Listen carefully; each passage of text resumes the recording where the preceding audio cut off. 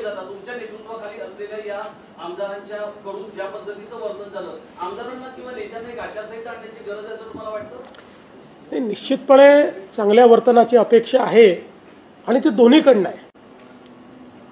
कारण आता जे काही घडलेलं आहे, उदाहरणादाखल ही जी घटना काल घडली, 3 दिवस दोन्ही नेते ज्या प्रकारे वागत होते, म्हणजे एकमेकाला, म्हणजे ते यांना काहीतरी हा नक्षल आहे, असा आहे तसा आहे, त्यांनी यांना काहीतरी हा मंगळसूत्र चोर आहे, हे जे काही चाललं होतं.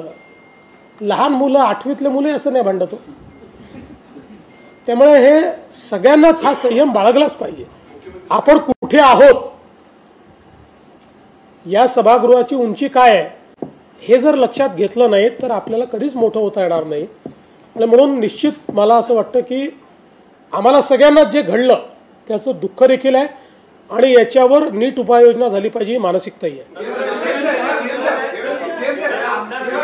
गेल्या 35 वर्षामध्ये आम्ही अजितदादांना काल जो सभागृहात जो किस्सा झाला, त्यातले जे आमदार पडळकर 35 वर्षामध्ये दादांवर अशी कोणीही त्याची हिंमत झाली खालच्या भाषेत टीका करणे.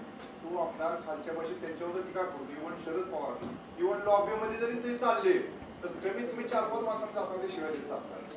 मग माझा एक प्रश्न आहे की त्यांचा राज्य सरकारमध्ये कोण आका आहे का की तेवढी किती हिंमत करतात?